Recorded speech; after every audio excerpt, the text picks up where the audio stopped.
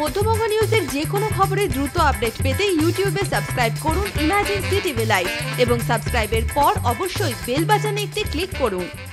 লোকসভার দামামা বাজার আগেই ফের দলবদলের পালা মুর্শিদাবাদে। বৃহস্পতিবার বহরমপুরে মুর্শিদাবাদ জেলা কংগ্রেস কার্যালয়ে বহরমপুরের সাংসদ অধীর চৌধুরীর হাত ধরে শাসক তৃণমূল দল থেকে কংগ্রেসের দলে নাম লেখালেন বেলডাঙ্গা কলেজের তৃণমূল ছাত্র পরিষদের কর্মীরা। একই সাথে বেলডাঙ্গার বিজেপি দলের নির্বাচিত 50 সদস্যরাও যোগ দিলেন এদিন। জেলা কংগ্রেস নেতৃত্ব বেলডাঙ্গা 1-এর বিধায়ক শফিউজ্জামানের উপস্থিতিতে কংগ্রেসের দলীয় পতাকা তুলে দিলেন সাংসদ অধীর চৌধুরী। এরপর সাংবাদিক বৈঠকে শাসক বিরোধী সুর চড়ালেন তিনি।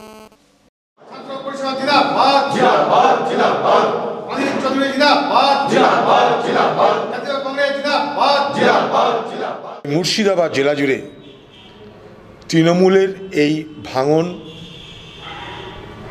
শুরু হয়েছে এবং সেই ভাঙন ক্রমশ গতি পাচ্ছে।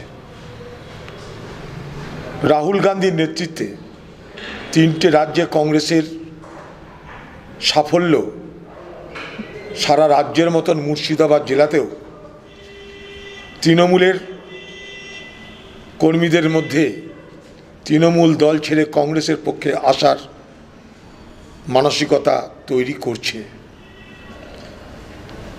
তাই আমরা দায়িত্ব নিয়ে বলতে পারি যে মুর্শিদাবাদ জেলা যেখানে ছিল আজ অথবা কাল মুর্শিদাবাদ জেলা সেখানেই ফিরে যাবে।